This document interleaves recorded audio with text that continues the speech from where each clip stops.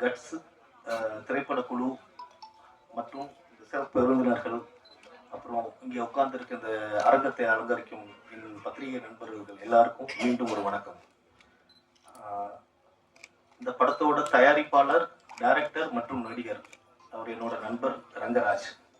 அவருக்கு சினிமா மேல பயங்கரமான ஒரு ஆசை, அளவு கடந்த ஆசைன்னு சொல்லலாம். அந்த அளவு கடந்த ஆசையை சும்மா வச்சுக்காம இன்னும் கொஞ்சம் அளவுக்கு அதிகமாக ஒரு போராட்டத்தை போட்டு அது கூடுதல் கொஞ்சம் திறமையை சேர்த்துக்கிட்டாரு. நிறைய அவமானங்கள், இந்த சினிமாவுக்கு வரணும்னு நிறைய அவமானங்கள், பரிதவிப்பு எல்லாத்தையும் தாண்டி இன்னைக்கு இந்த மேடையில் உட்கார்ந்துட்டு இருக்காரு. எப்பவுமே எல்லாரும் சொல்லுவாங்க சினிமாவோட வெற்றி வெற்றின்னு ஒரு சினிமாவில் ஒரு பேச்சு இருக்கு. இந்த மேடைக்கு வந்துட்டாலே என்ன பொறுத்த வரைக்கும் அது வெற்றி தான். ஸோ அவர் ஜெயிச்சிட்டாரு. ஸோ அவரை நான் முதல்ல அதுக்கப்புறம் கிடைக்கிற அந்த வியாபாரங்கள், பணம், பரிசு, பாராட்டு அது ரெண்டாவது சேர்ந்து வரும். ஆனால் இங்கே வந்ததே பெரிய விஷயம். ஸோ அவரை தான் நான் முதல்ல பாராட்ட நினைக்கிறேன். அதுக்கப்புறம் இங்கே இருக்கிற விருந்தினர்கள், ஜாக்வார் சார், துரை அண்ணே, அப்புறம் என்னோட நண்பர் டைகர் சக்கரவர்த்தி, கோகுலன் சார், அப்புறம் மியூசிக் டைரக்டர் ஜோஸ், அப்புறம் அம்மா ஸ்ரீலகா மேம், அப்புறம் ஸ்ருதி, எல்லாரையும் நான் அன்புடன் வரவேற்றுக்கிறேன். எனக்கு ரெண்டு விஷயம் மட்டும் சொல்லணும்னு நினச்சிருக்கேன். என்னன்னா, சினிமா எடுக்கிறதுக்கு எல்லாருக்கும் ஆசை இருக்கும். இன்னைக்கு ரங்கராஜுக்கு இருந்துச்சு, ஒரு 10 வருஷத்துக்கு முன்னாடி வெற்றிமாறன் சாருக்கு இருந்துச்சு. ஆசைங்கிறது மட்டும்தான் சினிமா உள்ள நம்ம கொண்டு வரும்.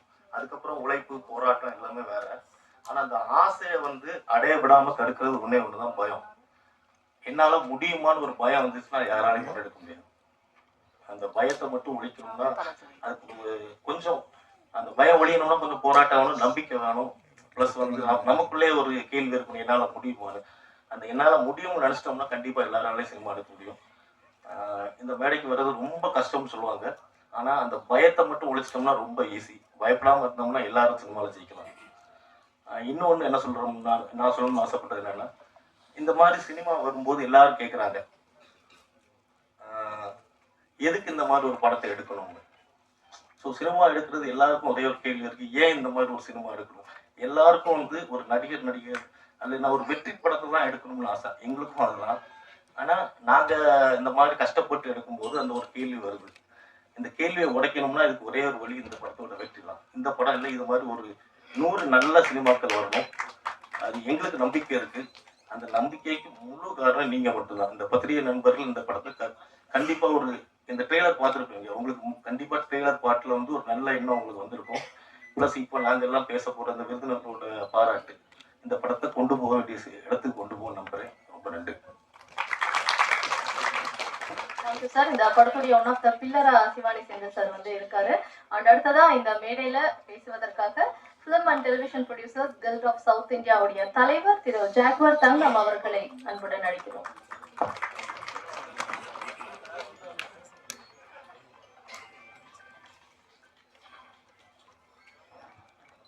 வந்திருக்கும் அனைவருக்கும் வணக்கம். மேடையில் இருக்கும் பெரியவர்கள் அனைவருக்கும் வணக்கம். பத்திரிகை நண்பர்களுக்கும், தொலைக்காட்சி தோழர்களுக்கும், இன்டர்நெட் இணையவர்களுக்கும், என் உயிருக்கு நிகரான தமிழ் பெருங்குடி மக்களுக்கும் நன்றிகள் வணக்கத்தை சொல்ல ரொம்ப பெருமை அடைகிறேன். கட்ஸ் ட்ரெய்லர் பார்த்தோம், மிக மிக அற்புதம். ஒரு கைத்தட்டலாம் நினைக்கிறேன், வேகமாக கைத்தட்டு.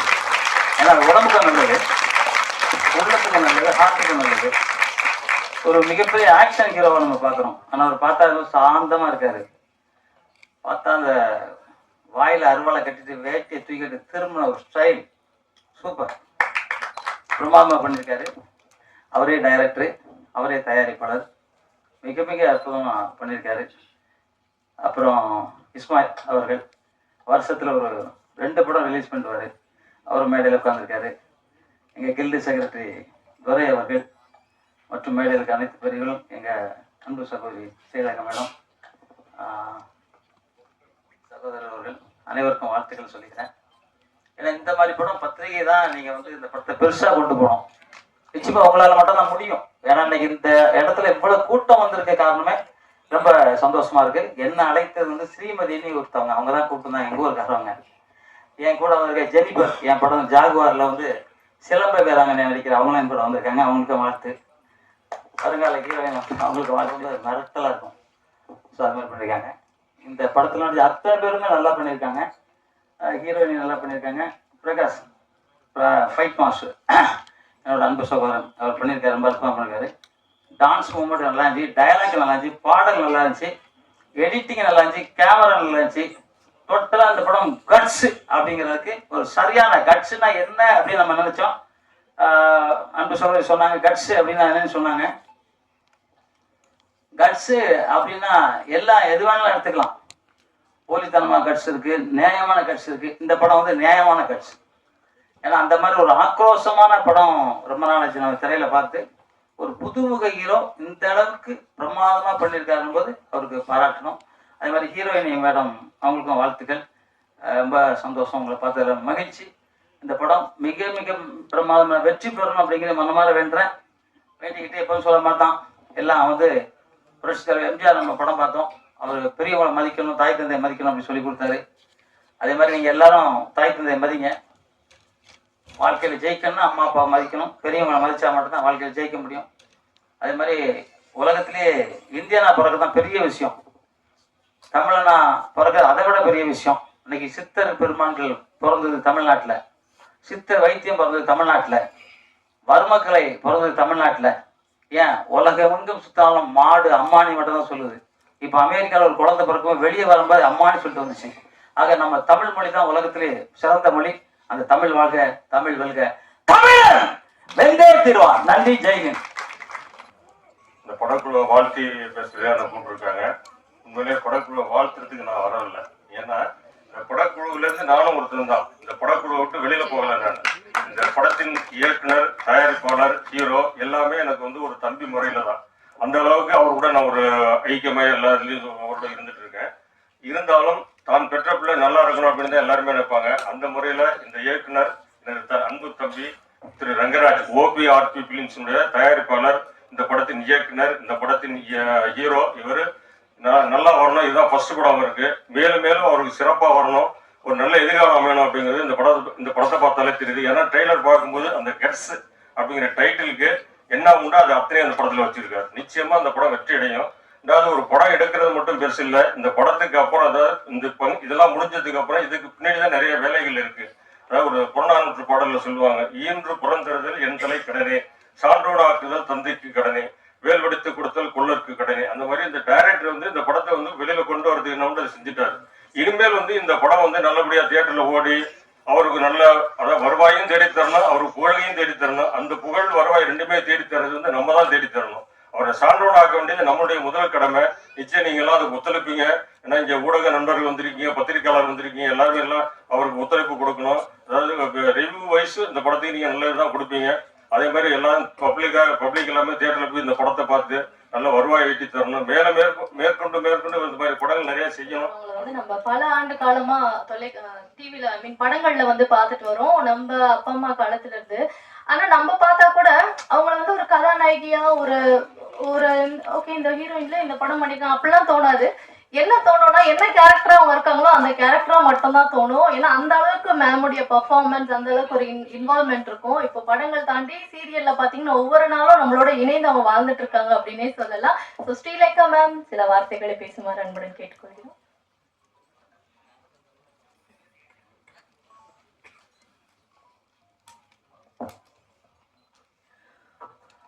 வணக்கம்.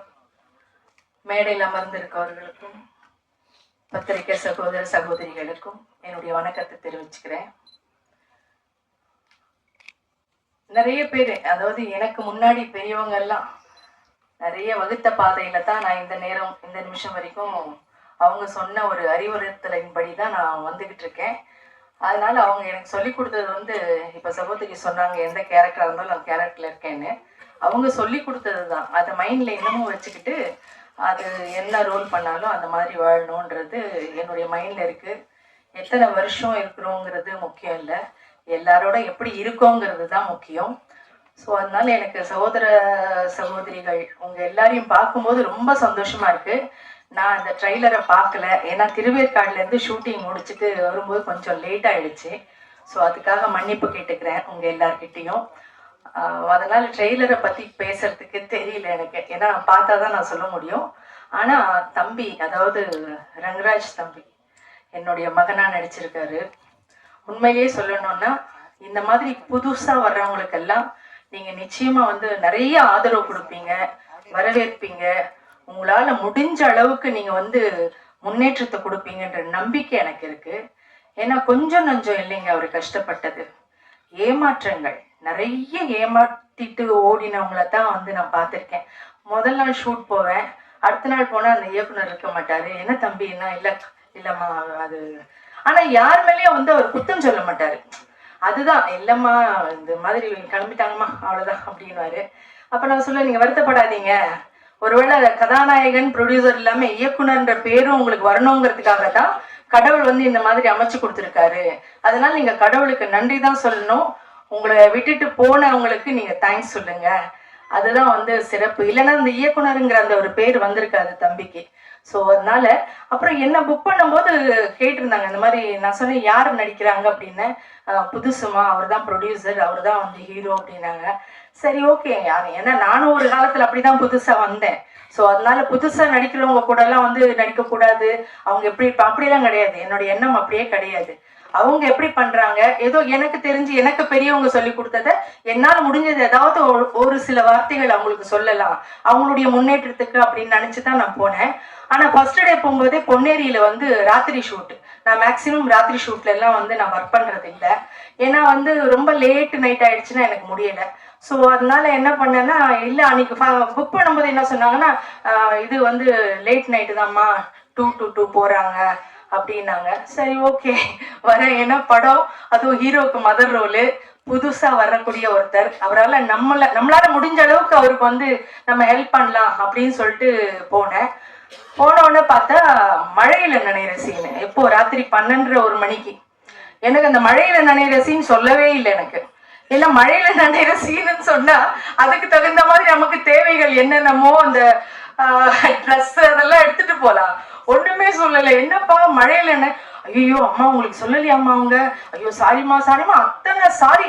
நான் கார்ல கிளம்பி ஷூட்டிங் முடிஞ்சு திரும்பி வர்ற வரைக்கும் அத்தனை மன்னிப்பு கேட்டுட்டு இருந்தாரு. நான் சொன்னேன் ஐயோ அத்தனை மன்னிப்பு கேட்க வேண்டிய அவசியமே இல்லை தம்பி, வந்துட்டோம் நடிச்சிட்டோம். ஏன்னா வந்ததுக்கு அப்புறம் பண்ண மாட்டேன்லாம் சொல்ல முடியாது, நடிச்சிட்டோம். அதனால நீங்க அதை பத்தி எல்லாம் ஒண்ணுமே அதை முதல்ல நீங்க இந்த மன்னிப்பு கேட்கறத விடுங்க. அந்த ஒரு மழை சீன்ல நான் அவர் செத்து போற மாதிரி ஒரு சீனு.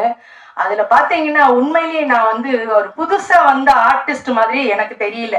ஏன்னா அந்த அளவுக்கு ஸ்ட்ரெயின் பண்ணி, அந்த அளவுக்கு வந்து ஒரு பொறுப்பா, அந்த அளவுக்கு அந்த வந்து அடுத்த ஆர்டிஸ்டுங்களுக்கும் அந்த கஷ்டத்தை கொடுக்க கூடாது, தன்னால அவங்களுக்கும் கஷ்டம் ஏற்படக்கூடாதுன்ட்டு நினைச்சு அந்த ஒவ்வொரு கேரக்டர், அந்த ஒவ்வொரு சீனும் வந்து அந்த அளவுக்கு பிரமாதமா பண்ணியிருக்காரு. உண்மையா ஒரு மகன்னா மகன் மாதிரியே நடிச்சிருக்காரு. ஸோ அதனால உண்மையா நான் அதுல வந்து நடிக்கும் போது எனக்கு அவரு மகனா நடிக்கிறாருன்னு எனக்கு தெரியல. உண்மையா நானும் அவரும் வந்து அம்மா பிள்ளையாதான் வாழ்ந்தோம். அதுல உண்மையிலேயே எனக்கு ரொம்ப சந்தோஷம்.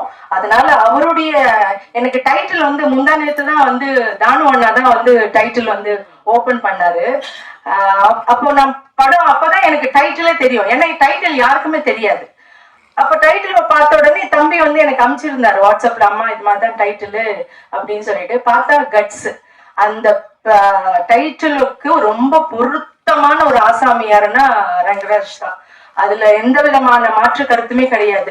ஏன்னா அந்த அளவுக்கு கட்ஸான ஒருத்தர் நல்லா ஒர்க் பண்ணிட்டு இருந்த ஒரு இடத்த விட்டுட்டு இந்த சினிமா மேல இருக்கிற ஆர்வத்துல தன்னுடைய என்ன சொல்றது அவ்வளவு கஷ்டத்தையும் ஏமாற்றத்தையும் அசிங்கத்தையும் அவமானத்தையும் தாங்கிக்கிட்டு இந்த படத்தை வந்து அவர் இந்த அளவுக்கு, நான் போன் பண்ணேங்க ஒரு 2 மாசத்துக்கு முன்னாடி, போன மாசம் எல்லாம் வந்து 2-3 தடவை ட்ரை பண்ணுவேன். எப்பவுமே நான் ஒர்க் பண்ணிட்டேன்னா அந்த ஹீரோ ஆகட்டும் இல்ல அந்த கூட இருக்கிற கோ ஆர்டிஸ்ட்லாம் எப்படி இருக்காங்கன்னு ஜஸ்ட் ஒரு கால் பண்ணுவேன்.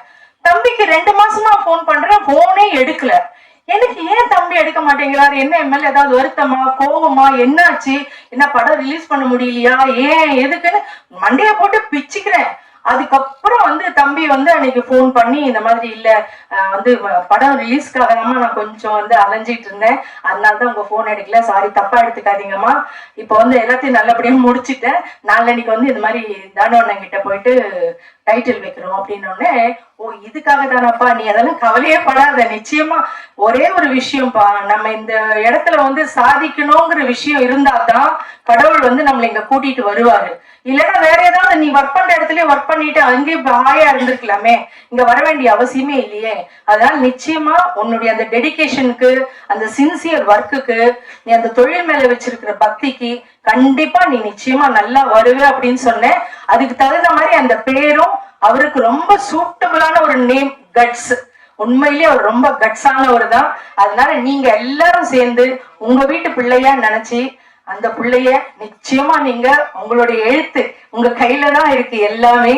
உங்க கையால அவரை வந்து இன்னும் மேன்மேலும், அதாவது இவர் வந்துட்டாருன்னா இன்னும் அடுத்தடுத்து கூட படங்கள் நிறைய வர்றதுக்கு, நிறைய பேருக்கு வந்து வாய்ப்புகள் கொடுக்கறதுக்கும் ஒரு பெரிய விஷயமா இருக்கும். அதனால நீங்க எல்லாருமா சேர்ந்து அந்த தம்பியை உயர்த்தி விடணும்னு உங்ககிட்ட நான் தாழ்மையோட கேட்டுக்கிறேன். எனக்கு பேச வணக்கம். இந்த விழாவில் கலந்து கொள்வதற்காக இங்கே வந்திருக்கக்கூடிய ஆண்டோர்களே, சான்றோர்களே, அதை காட்டிலும் இந்த படத்திற்கு இங்க இருக்கவங்களை விட அங்க இருக்கக்கூடிய விஐபிகளை ஏன் சொன்னா, இங்க இருக்கவங்க வாழ்த்துவோம் போயிடுவோம். இதை எங்க கொண்டு சேர்க்கணும் அப்படிங்கிறது உங்க கையில இருக்கு. சின்ன படங்கள் எல்லாத்துக்கும் எப்போதும் ஹெல்ப் பண்ணக்கூடியவங்க நீங்க. அதனால பத்திரிகை நண்பர்கள் இந்த படத்தை முதல் வெற்றி படமாக்குவதற்காக வேண்டி உங்களுடைய அனைத்து சப்போர்ட்டையும் செய்யணும்னு ஃபர்ஸ்ட் கேட்டுக்கிறேன். ட்ரெய்லர் சாங் பார்த்தோம், ரொம்ப நல்லா இருக்கு, அற்புதமா இருந்துச்சு. கட்ஸு சினிமா எடுக்கக்கூடிய எல்லாருக்குமே கட்ஸ் இருந்தா மட்டும்தான் சினிமாவுக்கு வரும். சாதாரணமா பணம் இருந்தவங்க சினிமா எடுக்க முடியுமா? முடியாது. கட்ஸ் இருக்கவங்க தான் சினிமா எடுக்க முடியும். அம்மா சொல்லிட்டாங்க அவருடைய எவ்வளவு பெரிய கட்ஸ் உள்ள ஆள் அப்படின்னு. அதை விட ஒரு மூத்த நடிகர்கள் தன்னுடன் நடித்த நடிகரை பாராட்டுவது அதை விட சிறப்பு வேறொன்றும் இல்லை. நல்லா நடிச்சிருக்காரு அப்படின்னு நம்ம ஸ்கிரீன்ல பார்த்தோம். அதை விட அம்மா பாராட்டினது ரொம்ப சந்தோஷமான விஷயம். ஏன்னு சொன்னா, பழம்பெரும் நடிகர்கள் நடிகைகள் நம்மளை பாராட்டுவது என்பது சாதாரண விஷயம் அல்ல. ஏன்னா அவங்க ரொம்ப பேரை பார்த்து ரொம்ப பேர் கூட நடிச்சு அப்படி வந்தவங்க. அப்படிப்பட்டவங்க பாராட்டியிருக்காங்க. நண்பருக்கு என்னுடைய முதல் வாழ்த்துக்கள். இந்த படம் கண்டிப்பா இப்ப எப்படி பிரஸ்காரங்க எல்லாரும் வந்திருக்கோமோ அதே மாதிரிக்கு ஒரு வெற்றி விழாவிலே நம்ம கண்டிப்பா கூடணும். ஏன் அப்படின்னு சொன்னா, ஒரு முதல்ல ஒரு தயாரிப்பாளர் வர்றாரு அப்படின்னு சொன்னா, சின்ன படம் பெரிய படம் அப்படிங்கிறத ஃபர்ஸ்ட் விட்டுருங்க. எல்லாமே படம், எல்லாமே படம். பணம் எப்படியோ அதே போலதான் படமும். பணத்துல 100 ரூபா இருக்கும், 500 ரூபா இருக்கும், 1000 ரூபா இருக்கும். அது மாதிரி செலவு செய்த பொறுத்து படங்கள் வேறுபடலாம். ஆனால் படம் படம் தான். என்ன கதை தேவைப்படுதோ, இந்த கதைக்கு என்ன தேவைப்படுதோ, அவங்ககிட்ட என்ன காசு இருக்கோ அதுக்கு தகுந்த மாதிரி படம் எடுத்திருப்போம், அவ்வளவுதான்.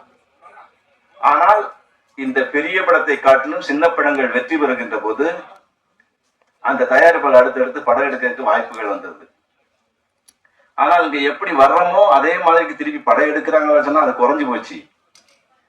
அதை மாத்தி கொடுக்கணும்னு சொன்னா, நாம் ஒரு வரைமுறையை வச்சு அந்த வரக்கூடியவர்களுக்கு வழி தெரியாட்ட கூட சரியான வழியை காமிச்சு எப்படி ரிலீஸ் பண்ணணும், எப்படி வியாபாரம் பண்ணணும், என்னன்னு பண்ணி காமிச்சிட்டு வச்சுக்கோங்க. அவங்களுக்கு போட்ட பணம் வந்துட்டு சொன்னாலே அடுத்த படம் எடுக்க ஆரம்பிச்சிருவாங்க. அதனால ஒண்ணுமே இல்லாட்டும் 50 குடும்பமாக வாழ்ந்துகிட்டே இருக்கும். அதான் உண்மை. அது எல்லாரும் ஓடிச்சுன்னா பெரிய படம், பெரிய பட்ஜெட் படமே ஓடலன்னா அது சின்ன படம். இன்னொரு விஷயம், இங்க டிஸ்ட்ரிபியூட்டருக்கு எல்லாருமே இருக்கீங்க.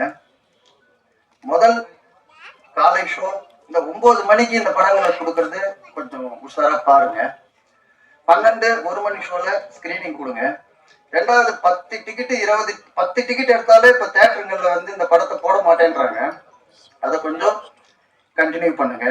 என்னமே வந்து ஒரு 3 நாளாவது ஒரு 10-15 டிக்கெட் எடுத்தா கூட தியேட்டர்ல இருக்கணும். அப்படி இருந்தாதான் ஒரு படம் நல்ல படமா கெட்ட படமான ஆடியன்ஸுக்கு ரீச் ஆகும். அதை வந்து இந்த டிஸ்ட்ரிபியூட்டருங்க, நம்ம ஆளுங்க சங்கத்துல இருக்கிற எல்லாருமே டிஸ்ட்ரிபியூட்டருங்க தான், வர உள்பட நீங்க அதை பார்த்துக்கணும். அது மட்டும் பார்த்தீங்கன்னா ஒரு 3 நாள் நின்னா கூட போயிடும். ஜமா படம் காலை ஷோ சென்னையில ஒரு தியேட்டர்ல 13 டிக்கெட் எடுத்து கூட அந்த படம் ரன் பண்ண மாட்டேன்ட்டாங்க.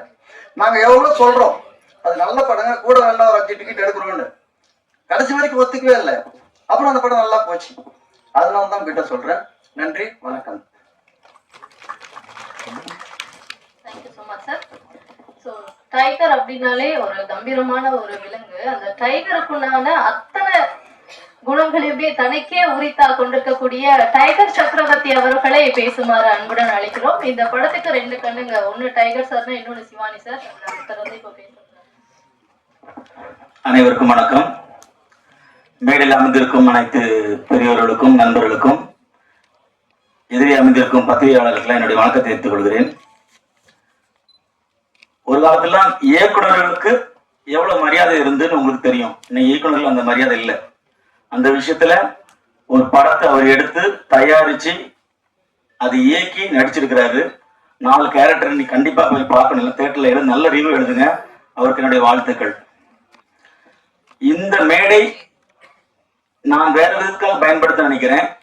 இன்னைக்கு வந்து தயாரிப்பாளர் சங்கம் மூலமா ஒரு அமைப்பு ஆரம்பிச்சு அதுக்கு என்னுடைய வாழ்த்துக்களை தெரிவிச்சுக்கிறேன். அதை தாண்டி இன்னும் பலாயிரம் அதாவது தொழிலாளிகள் அங்க இருக்காங்க பெப்சி யூனியன்ல. அவங்களுக்கு எல்லாம் வாழ்வாதாரம் போயிடும். என்ன அப்படின்னு பாத்தீங்கன்னா, தயாரிப்பு சங்கத்துல யாரெல்லாம் உறுப்பினர்களோ அவங்களுக்கு மட்டும் அந்த வாழ்வாதாரம் இருக்கும். கிட்டத்தட்ட 50 ஆண்டு காலம் ஒரு பழமை சங்கம் அது.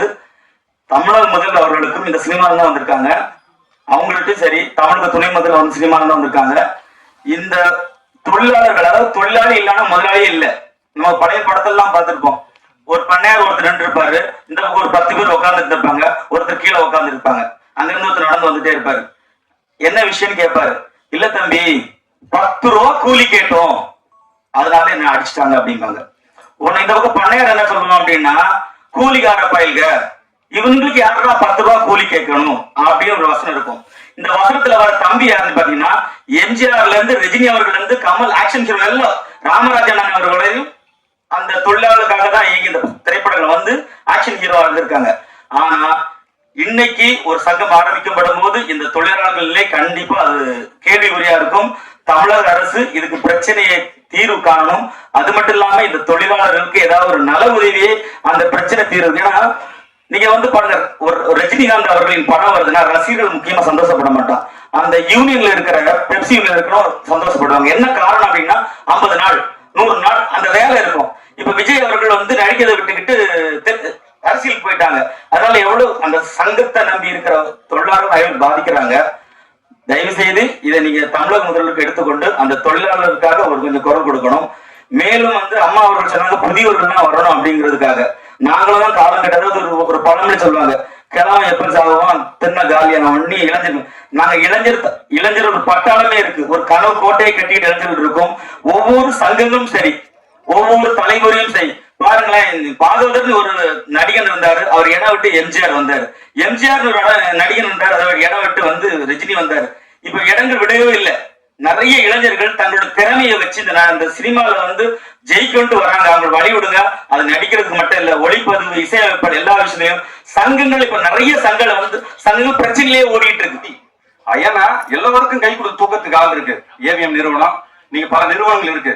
ஆனா ஐயா, நான் அன்பு சகோதரன் சிவானியை செந்தில் சொன்ன மாதிரி அவர் வந்து பாத்தீங்கன்னா அவரா கைய ஊனி, அவரா எழுந்து, அவரா கொஞ்சம் கொஞ்சமா நடந்து, சேரு, சகதி, அடி, ஒத, வெட்டு, குத்து எல்லாத்தையும் அவமானங்களை சந்திச்சு இன்னைக்கு வெற்றி நடை போட்டு இன்னைக்கு வந்து நிக்கிறார். ஐயா, கள்ளக்குறிச்சி மாவட்டம் இந்த கட்சியுடைய போஸ்டர் விளம்பரங்கள் எல்லாம் நான் பாத்துக்கிறேன். என்னுடைய செலவு நான் பண்ணிக்கிறேன். அது நானே செய்யறேன். ஐயாக்கு அது பெருமையானா என் நண்பன் சக்கரவர்த்தி, டைகர் சக்கரவர்த்தி, எங்கள் அண்ணன் துரையண்ணன் அவர்கள் அவங்க இருக்காங்க. எங்களால என்ன முடியுமோ அந்த உதவியை நான் செஞ்சு கொடுத்துறேன் கட்டாயம்.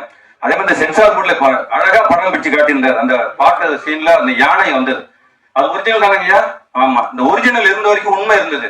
ஐயா, புரட்சி தலைவர் எம்ஜிஆர் அவர்கள் புலியோட சிங்கத்தோட சண்டை போட்டார், கேப்டன் போட்டார். ஆனா இன்னைக்கு நாங்க எல்லாமே கிராபிக்ஸ் கூட போட வேண்டியதா இருக்கு. கார்பரேட் சொன்னார் இல்லீங்களா? இன்னைக்கு கார்பரேட், நான் இன்னைக்கு ஒரு நாய்க்குட்டியை வளர்த்து, அந்த நாய்க்குட்டியை 3 மாசம் வளர்த்துனா அந்த நாய்க்குட்டி வச்சு படம் எடுத்து எனக்கு செலவு கிடையாது, உணவு மட்டும்தான். ஆனா கிராபிக்ஸை கொண்டு வந்துட்டாங்க. பல கோடி எங்களுக்கு லாஸ் ஆகிட்டு இருக்கு. அதுல நீங்க பல லட்சங்களை இழக்கிறோம் நாங்க. கிராபிக்ஸ் இந்த கார்பரேட்டுக்காக தான் இந்த சென்சாரி வந்ததான் நாங்க நினைக்கிறோம். அவ்வளவு வலிய வேதனையுமா இருக்கு. அதே மாதிரி திரைப்படங்கள் அண்ணனோட சொல்லிட்டு போனாரு. திரைப்படங்கள் ஒரு படத்தை நாங்க ரிலீஸ் பண்றோம்னா ஒரு சின்ன பட்ஜெட் படம் கொண்டு வர முடியல, திரைக்குள்ள கொண்டு வர முடியல. நான் என்ன சொல்றேன், எங்களுடைய மாண்புமிகு முதலமைச்சர் அவர்களுக்கு அவருடைய கவனத்துக்கு நாங்க கொண்டு போறோம். எங்களுக்கு ஒரு 100 தியேட்டர் கட்டி விடுங்க. எல்லாருக்கும் என்னென்னமோ சரிங்களா, 250 கோடி ரோயலட் கூட நூலகம் திறக்கிறீங்கன்றாங்க. யாரும் படிக்கிறதுக்கு அங்க ஆள் இல்ல. பூந்தோட்டத்துக்குள்ள ஆள் இருக்க மாதிரி தான் இருக்கு. அங்க சரியான நூலகங்கள் கிடைக்கல, சரியான நூல்கள் இல்ல, எங்களுடைய நூல்கள் அங்க இல்ல. இருக்கிறது பூரா தலைமுறையா வளர்ந்தவங்களுடைய வரலாற்று புத்தகங்கள் தான் பதிவுகள் தான் இருக்கிற வழியா எங்களுடைய அகநானூறு புறநானூறு 10 பரிபாடல் இதெல்லாம் காணும். அதனுடைய தொகுப்புகளை காணும். எங்களுடைய ராஜராஜ சோழனிட காணும். அதனால அந்த அந்த இடம் ஐயா மாண்புமிகு முதலமைச்சர்களுக்கு நாங்க கோரிக்கை வைக்கிறது, எங்களுக்கு ஒரு 100 தியேட்டர் ஒரு 100 கோடி ரூபாய் ஒதுக்குங்க. எங்களுக்கு ஏ சென்டர்ல நீங்க கொடுக்க வேணாம், பி சென்டர் சி சென்டர்ல கட்டி விடுங்க. எங்களுடைய திரைப்படங்கள் அங்க நாங்க ஓட்டிக்கிறோம். 50 ரூபாய்க்கு நாங்க டிக்கெட் தரோம். ரசிகர்கள் நாங்க பார்க்கறதுக்கு அனுமதி கொடுக்குறோம். 50 ரூபாய் எங்க தியேட்டர் நாங்க படம் கொடுக்குறோம். எங்களுக்கு என்ன படம் மிரட்டுது. அதாவது இந்த விஷால் எல்லாம் தோத்துருவாரு. நான் வெளிப்படையா பேச, அவரு ஆர்டிஸ்ட் அவர் நடிகர்கள் சொல்ல, அந்த அளவுக்கு உயரம் அந்த அளவுக்கு ஒட்டம்பு என்ன கட்டுமான ஒட்டம்பு அந்த படத்துடைய அந்த ஐயா உங்களுக்கு ரொம்ப நன்றி ஐயா. அவ்வளவு பெருமையா இருக்கு அந்த படம். அந்த அளவுக்கு சிறப்பா பண்ணியிருக்காரு. ஜோஸ் பிராங்க்லின் அவர்களை பேசுமாறு அன்புடன் அழைக்கிறேன்.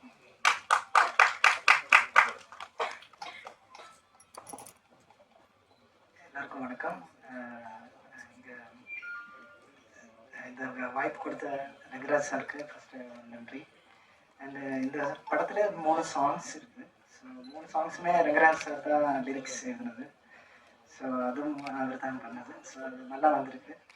அண்டு அவர் ரொம்ப ஹார்ட் ஒர்க்கிங் அண்டு ரொம்ப டெடிக்கேட்டட் டேரக்டர். ஸோ நல்லா இருந்துச்சு ஒர்க் பண்ணுறதுக்கு. ஸோ நீங்கள் எல்லோரும் சப்போர்ட் பண்ணுங்கள், பார்த்து எங்களை சப்போர்ட் பண்ணுங்கள். தேங்க்யூ.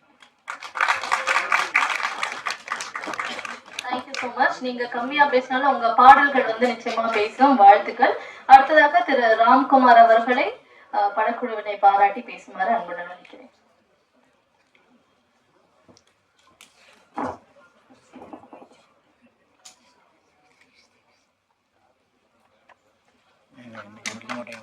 அனைவருக்கும் வணக்கம். மீடியா ரெப்ரஸன்டேட்டிவ்ஸ், ஸ்டேஜில் இருக்கிற டிக்னிட்டரிஸ் எல்லாருக்கும் ரொம்ப வணக்கம். கட்ஸ், ஃபர்ஸ்ட் ஆஃப் ஆல் இந்த சான்ஸ் எனக்கு கொடுத்த ரைட்டர் டைரக்டர் ரங்கராஜ் சார் ரொம்ப ரொம்ப தேங்க்யூ சார். நான் செகண்ட் ஹீரோயினாக பண்ணியிருக்கேன்னு மேம் சொன்னாங்க. எஸ், ஆனால் கேரக்டருன்றது ஒவ்வொரு ஸ்டோரிக்கு ஏற்ற மாதிரி மாறும். ஸோ இதில் எனக்கு கொடுத்த கேரக்டர் என்னை பொறுத்த வரைக்கும் ரொம்ப ஒரு டிஃபிகல்ட்டாக நான் எஸ்டாப்ளிஷ் பண்ணியிருக்கிற ஒரு character. I was very blank. நான் உள்ளே போகிறப்ப அதுக்கான ஃபுல் சப்போர்ட் கொடுத்து எப்படி பண்ணும், என்ன பண்ணும், how should I portray the character எல்லாமே எனக்கு கற்றுக் கொடுத்த ரங்கராஜ் சார் ரொம்ப ரொம்ப தேங்க்யூ சார். ஒவ்வொரு இன்ஸ்டன்ஸான ஒரு டீட்டெயில்ஸ் நீங்கள் எனக்கு கற்றுக் கொடுத்தீங்க. Yes, it is a new platform. எனக்கும் இது ஒரு நியூ பிளாட்ஃபார்ம். ஆனால் நீங்களும் இதில் ஒரு நியூன்றது அவ்வளோ ஈஸியாக என்னால் கண்டுபிடிக்க முடியல. ஏன்னா நான் என்ன பண்ணுன்றது என்னை விட பர்ஃபெக்டாக நீங்கள் வந்து எனக்கு நடிச்சு கற்றுக் கொடுத்தீங்க. And I just want to say thank you so much for the opportunity. Everyone, all the dignitaries என்ன மென்ஷன் பண்ணதுக்கும், all the media representatives, everyone ரொம்ப மென்ஷன் பண்ணதுக்கு ரொம்ப thank you. Guts படத்துக்கு உங்க சப்போர்ட் கண்டிப்பா வேணும். ப்ளீஸ் உங்க சப்போர்ட் கொடுங்க. Thank you so much.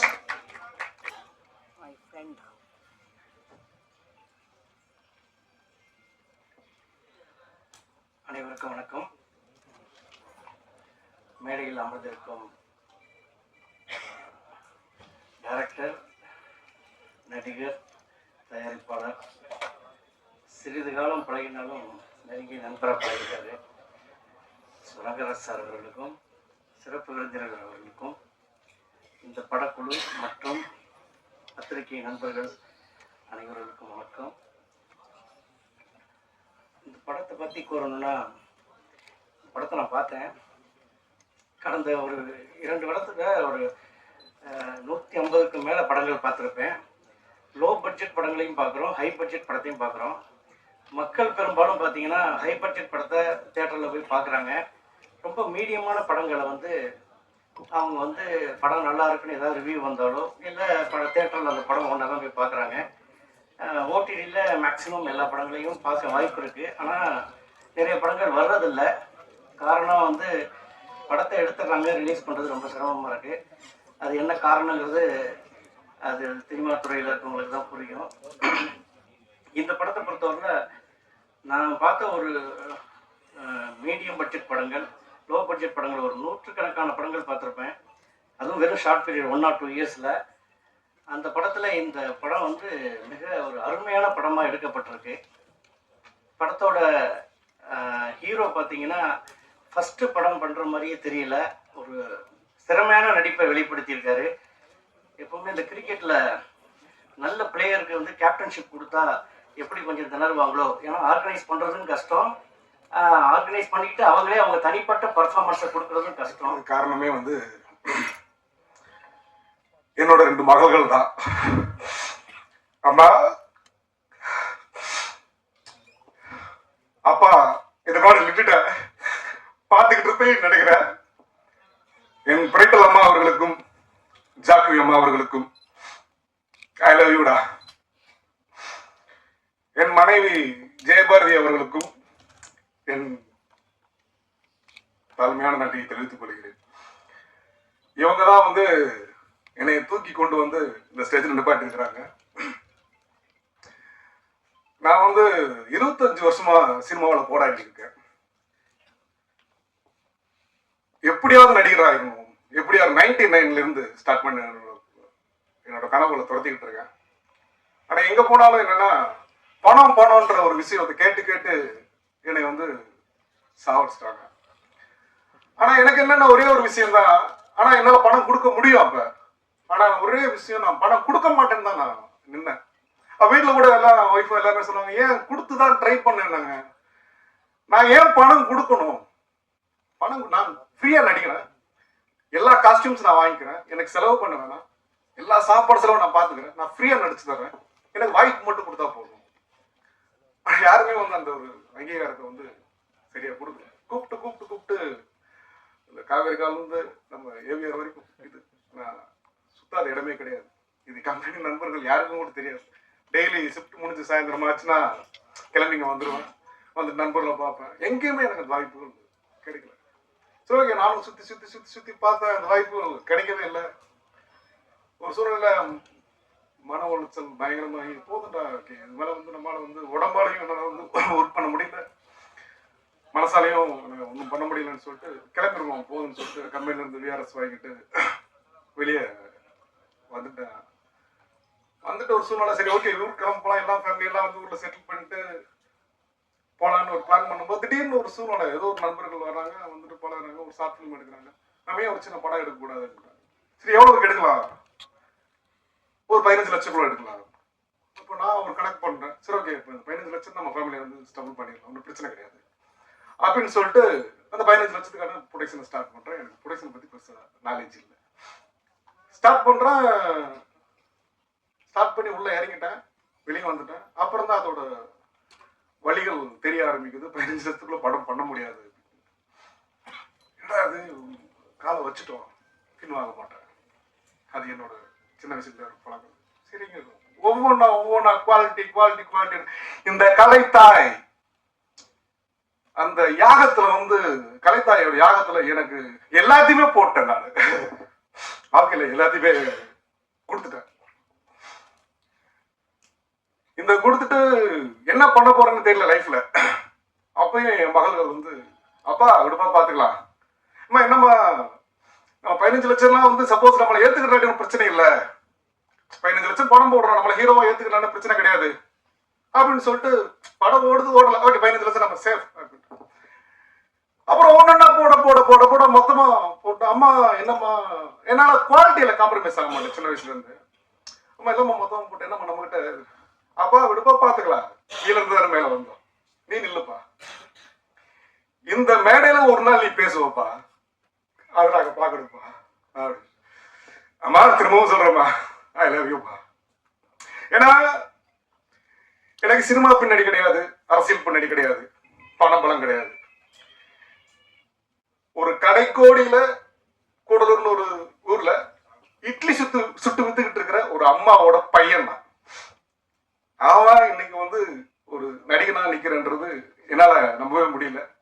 எங்க வீட்டுல எல்லாரும் வந்து இங்க நிறைய பேர் கேட்டாங்க, என் வீட்டுல கூப்பிடலன்னு. என் மகளுக்கு ஒரே வாசனை, நான் தியேட்டர்ல உன்னை பார்க்கணும், அது வரைக்கும் உன்னை பார்க்க மாட்டேன், சரிம்மா அப்படின்னு சொல்லிட்டு இது பண்ணேன். அதே மாதிரி இந்த படத்துல ஒர்க் பண்ண எல்லா நண்பர்களுக்கும், ஏன்னா வள்ளிகள் நிறைய சந்திச்சாங்க, நிறைய நண்பர்கள் எனக்கு உதவுனாங்க.